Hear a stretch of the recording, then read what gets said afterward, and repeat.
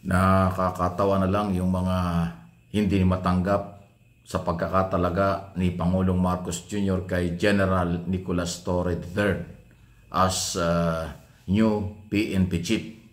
Alam niyo kung bakit? Yung ibang mga Duterte supporters ang sinasabi, mukhang nakatulog yata sila ng matagal na panahon, na marami raw na bypass, marami raw nilampasan. Kaya parang gulat na gulat sila dahil ginawa daw ng ating gobyerno na inilagay daw yung Major General ng PNP Chief samantalang maraming Lieutenant General na mas mataas. Hindi nila alam na yan ay obligasyon at karapatan ng Pangulo kung sino ang pinagkakatiwalaan na ilagay sa PNP Chief. Ang PNP Chief galing sa isang 1-star or 3-star or 2-star General. At saka kung kayong mga Duterte supporters, pati ito si Baste na nagtalumpati pa rin doon sa dahig na gulat siya. Bakit daw nangyari yung Major General naging 4-star General? Eh di itanong mo sa tatay mo. Itanong nyo kay Digong Duterte na nakakulong ngayon sa dahig. Ano ba ang kanyang ginawa kay Bato de la Rosa? Di ba si Bato de la Rosa noon, 1-star General, ginawang chief ng PNP, ginawang 4-star General?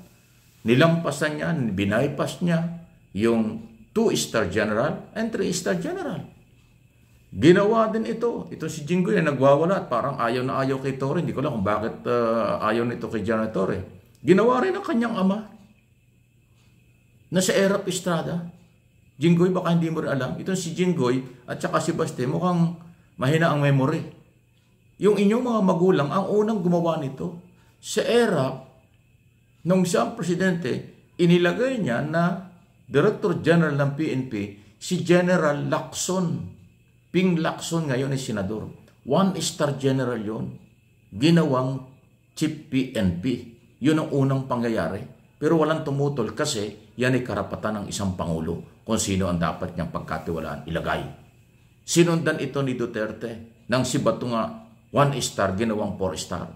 Eh ito nga kay Pangulong Marcos Buti nga si General Torre, 2-star General, Major General, ginawang PNP Chief. On record yan, hindi yan pwedeng i-deny. Kaya ikaw, Baste, at saka Jinggoy, tanong mo sa mga magulang nyo. Kung mali sa tingin ninyo ang ginawa ni Pangulong Marcos, ginawa rin ng mga magulang nyo yan At saka dapat alam nyo, na sa ilalim ng sistema ng kapangyarihan ng Pangulo at sa ilalim ng saligang batas at bilang presidential system of government, nasa Pangulo ang lahat ng kapangyarihan. Kung sino ang kanyang itatalaga na Chief of Staff ng Military at Director General ng PNP. Walang pwedeng humarang dyan. Bakit hindi nyo alam yon? O gumagawa lang kayo ng issue para pag-usapan, pero ang babaw. At siya nakakaya. Katulad ngayon, pinupunan nyo at parang hindi kayo sang-ayon sa nangyari. Yung pala ginawa ng mga magulang nyo. O ano nga yung inyong, paano nyo yun ngayon didepensa? Nangangahulugan lang na nakatingin kayo sa kasalukuyang gobyerno, pero yung mga pinaggagawa ninyo at pinagdaanan nyo, hindi nyo alam o kinakalimutan nyo. Kaya sana isip-isip, bago kayo magsalita, bago kayo bumatikos, pasintabi na, abayin nyo munang alamin, saan ba kayo nanggaling? Ano ba ang pinanggalingan? Ano ba ang nakaraan? Para hindi naman nakakahiya. Banat kayo ng banat Wala naman sa hulog. Katulad ng ibang mga DDS vlogger. Ganon din. Naku, ano ba yan?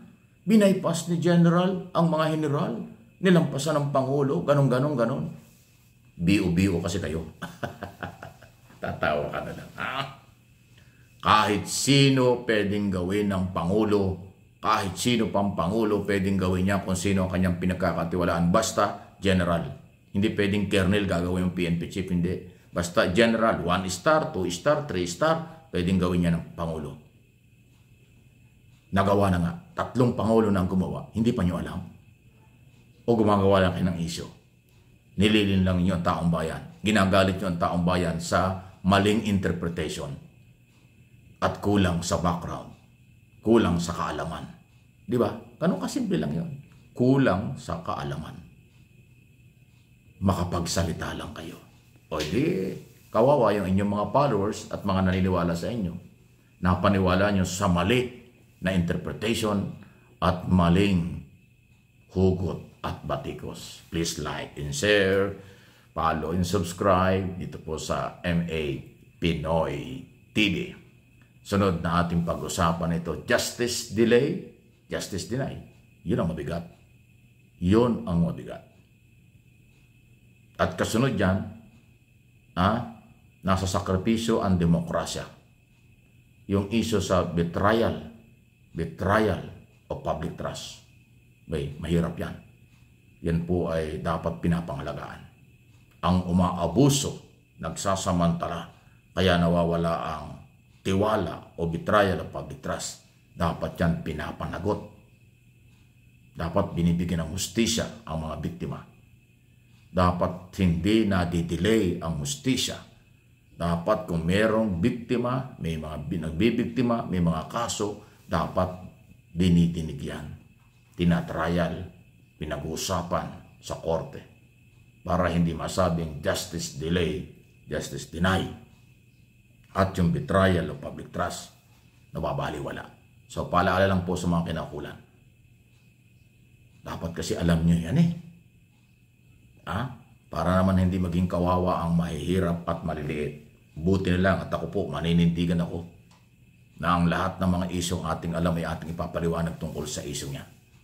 Yung nagdi-delay ng katarungan, sinisira ang demokrasya, betrayal of public trust, hindi ho binibigyan ng pagkakataon na ito'y matalakay at kung bakit nagkaroon ng betrayal of public trust, yan ay kakulangan ng mga kinaukulan. Kung ano man po at sino man may hawak nito, mga korte or sa impeachment, sila po ang merong pananagutan sa bayan. Kasi dapat ang katarungan, pantay-pantay na ipinagkakaloob kahit kanino. Hindi ito pinagtatakpan.